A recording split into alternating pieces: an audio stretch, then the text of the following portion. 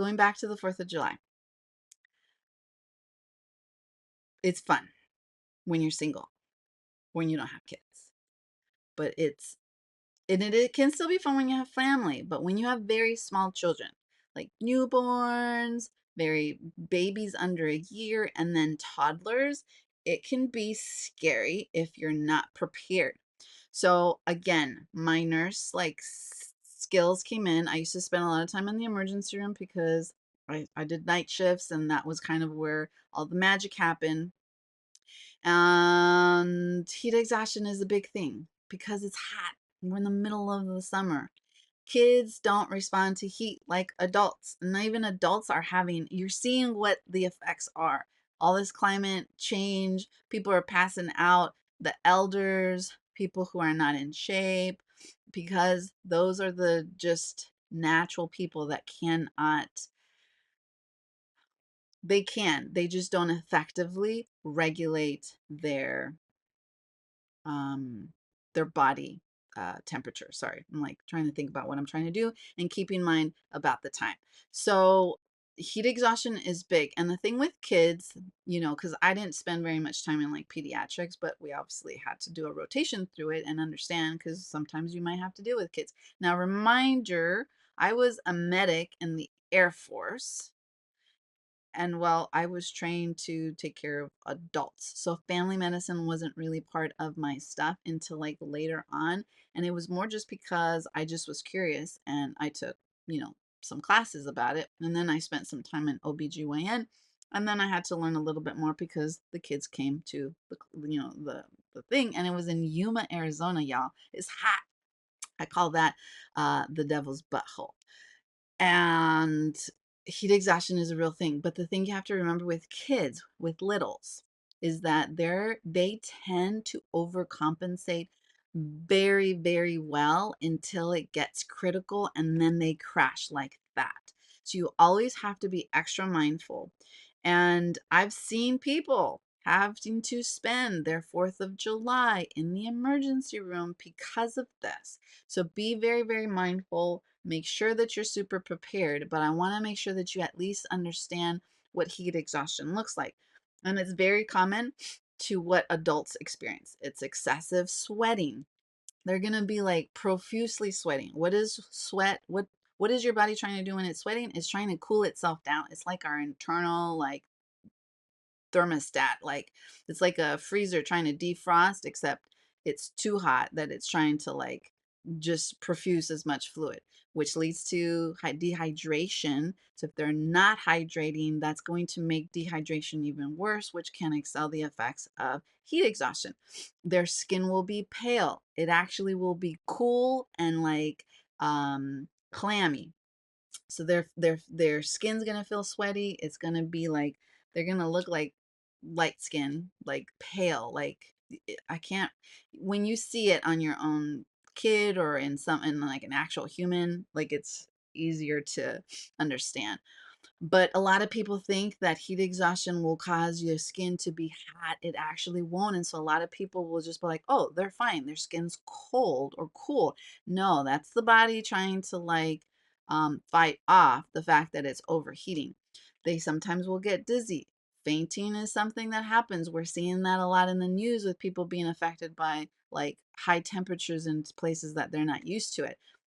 Headaches, like my son is 2 and he doesn't speak yet. So like if I see him running around or crying and holding his head, I might start to think, uh-oh, like he might be having a headache. And then go down the list. When's the last time I saw him drinking? Like start touching his skin, look, check his pulse rate. You'll notice that they have an increased heart rate even though they might not be doing anything because they're going to be tired. They're going to be less active, but they're going to show signs of being active. And that's kind of like the easiest way. When it starts to get really bad, they're going to be vomiting. They're going to be super nauseous. That is not fun. I had to do that I had to go through like a bout of nausea and vomiting with my son. It was awful. He was throwing up in the emergency room. Like they had us out there waiting, and I was just full of like vomit. And he was like, at that point, it was just vomiting like clear liquids, but still, like it's, you feel like there's nothing. And he's like it's happening and they don't understand what's happening. It was just, oh, it broke my heart. Muscle cramps. So if you have older kids, they might be complaining that their legs hurt. But again, look at what they're like. Babies, it's the hardest because they really don't have like any motor control to be like, hey, my leg hurts. But like if your toddler is holding their calves, it's usually going to be their lower extremities or their stomach, which is where the cramps mainly will happen. I talked about the rapid heartbeat and then irritability. Like that's, don't discount that on a hot day. Sometimes I'm like, oh my God, like what is wrong with you? They might be, that irritability might be telling you something. And so the best things for you to do, move to a cool place, a shaded place, wet, cold, like towels.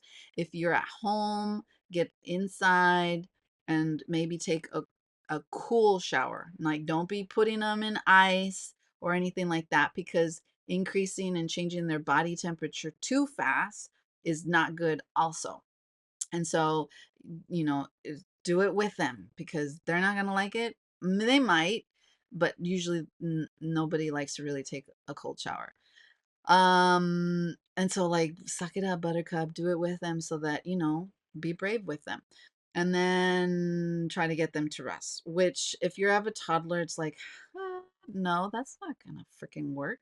But it actually probably will, like, because they're going to try to force themselves, but eventually, if it gets bad enough, they're going to get tired. They're going to get fatigued, and you're going to be like, what's going on? You don't want to do this? Like, they would normally want, like, be running around and stuff, and then all of a sudden, you're going to see them, like, they're just, like, they look confused. They don't look like they can focus. Like, you will notice something's wrong if you're paying attention. Some people are just so caught up in the festivities that they don't. And so that's why I'm trying to make sure people understand that. But there's things that you can do to prevent this from happening. Pay attention to what you're going to put them in. Take a change of clothes. Make sure that it's light, it's airy. Drinking water. If I didn't remind my son, when's the last time you drank some water? Can you drink some water for mama, please? And then he'll like start drink, and he'll sometimes say no while he's taking a sip. And sometimes I have to ask him like a few times, please, can you please take a sip of water? Look, mama's taking a sip of water. Let's cheers. Like, do whatever you need to do to get them to drink. And then make sure that you're constantly reminding them to make sure that they're staying hydrated, because dehydration is like awful if you're also dealing with like heat. Okay. And then try to limit how much you guys are doing outdoors. If you're going to be on one of these days where like you're parking the car, you got to walk like 3 blocks to get into like, a bus to ferry you to like the expo or whatever, be prepared, y'all. Take canopies, take them little strollers and makeshift a canopy if you need to. Like find places where they're not going to have to exhaust themselves and be like strenuously walking around or doing whatever. Like plan those breaks in. And then obviously if things get really worse, they're starting to really vomit, they're getting nauseous, they're like crying, and they're in a lot of pain, especially from a cramping standpoint, or headaches or whatever. And it's not none of the stuff, like they've had water, they're in the shade, you have some cool stuff and it's not working after like 30 minutes, then you need to start making that consideration to go to the emergency room. Unfortunately, they may need like further intervention like IV or something else, but it's better to take them to the emergency room, let them get evaluated so they're in a safe space depending on what could happen next. Okay. Not to freak you out, but it's a real thing. A lot of people end up in the emergency room. You just don't hear about it. And it tends to be because of the babies. So we talked about heat exhaustion, noise protection, fireworks. Everybody loves fireworks. They're beautiful, but it's really, really painful sometimes for newborns or for small children. Like we've already, like some of us have messed up our ears listening to way high frequencies that we probably shouldn't be. And so that stuff's not gonna bother us. But even me, like I have really sensitive ears. I have to plug my ears. So noise canceling headphones, if you have them, bring them. If you don't, maybe look into them. Earplugs. I know my son's not gonna let me put no earplugs in. I have a better chance of putting earmuffs on him.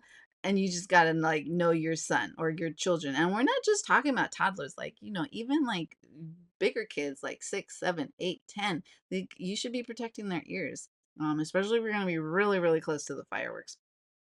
And then again, paying attention, being mindful and respectful of their boundaries and their sensory. If they starting to look like they're you know, uh, overwhelmed basically from the experience, especially if it's their first time. Like, this will be my son's real official first time seeing fireworks.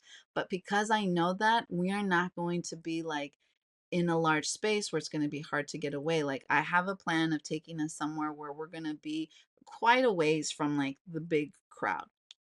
And and find a space, have a backup space of where you could go in case they start to freak out. Don't make them stay there, because then you're just going to make it traumatic. Same thing for like people with pets. People know, keep your pets inside, don't let your pets be outside. That stuff really, like, gives them anxiety. Foods and snacks to consider. I know, barbecues, things like that. But remember, they're not you. They have very sensitive GI systems.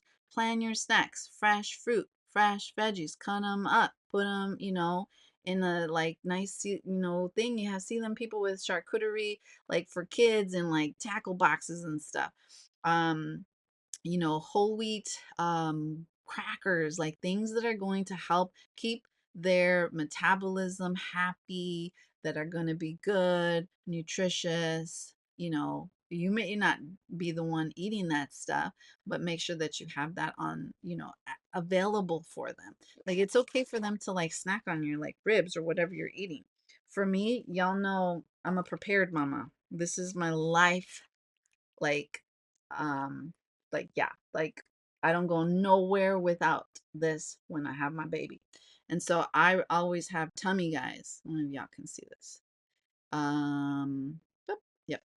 And it's an essential oil specifically for kids. It's already pre-diluted. I don't gotta worry about none of that. If he starts to have any problems with nausea or stomach pain, put that on his stomach, let him smell it a little bit, like put it on me, and then like he knows how to take deep breaths and stuff, because he does yoga with me. So um and then that's, I have it as a backup, because you never know. Like I said, it's cool to have like interesting food and snacks and whatever. Just be mindful that they're not you.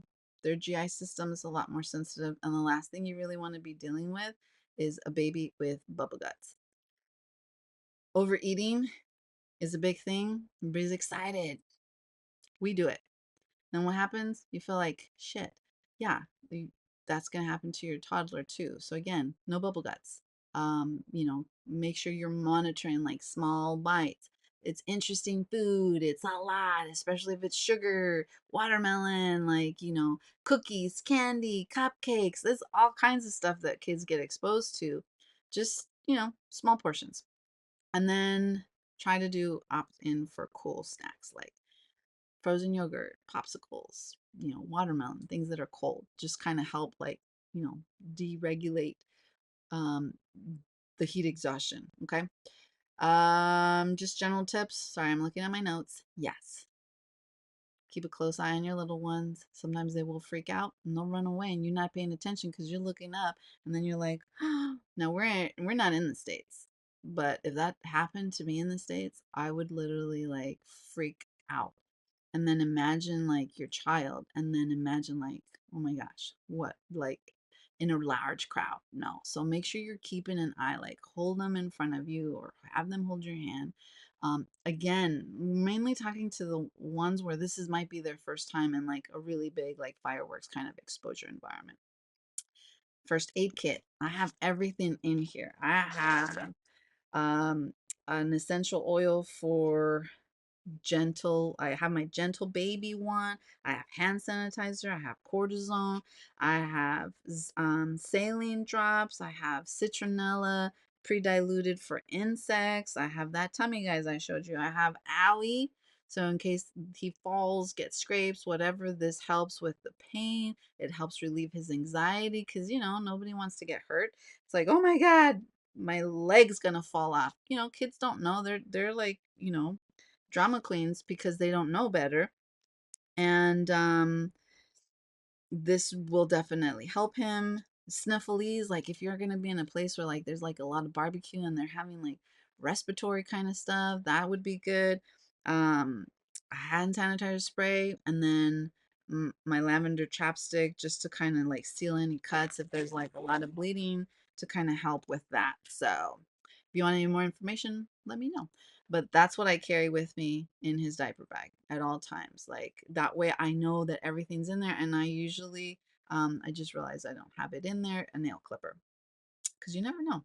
And then a buddy system, pairing them up with adults if you're going to be in a large crowd with a bunch of people. So those are my tips for your 4th of July festivities. I hope you guys have a fantastic, fantastic long weekend. Most people are going to be off that Thursday, Friday, Saturday, Sunday. Have fun, stay safe, stay beautiful. And then I'm going to be coming on my next episode in case you're like, ooh, what's she going to talk about next? I will be talking about getting over your fears, because we have started officially this 12-week Couch to 5K Sub Fitness challenge with Paddle into Fitness. I'm the ambassador this year, so I've been in the Facebook checking in on people, motivating people, asking, letting them ask me questions because I'm a master step instructor.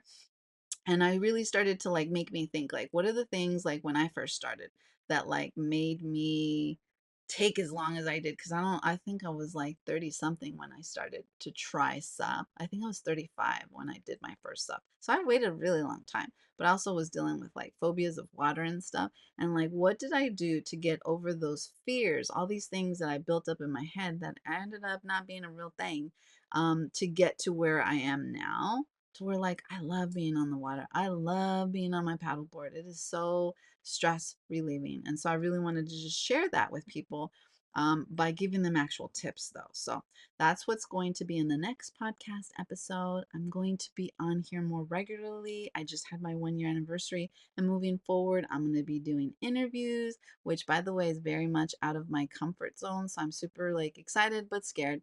And then um me on here sharing with y'all instead of spending my time doing social media posts that aren't really helpful. And more or less taking what I'm telling you here, my conversations with y'all, and then just sharing that. Like, people want to be part of our conversation, okay, come on down. But I want to connect. I want to meet you guys. I want to see what you're doing. How's pregnancy? How's postpartum? How's career? How's entrepreneurship? How's paddling? How's swimming? How's whatever? How's life? So, thank you for watching this episode. If you found value, please remember to like, share, and hit that follow button so that you don't ever miss an episode. As always, stay fabulous, stay beautiful, and I'll catch you in the next episode.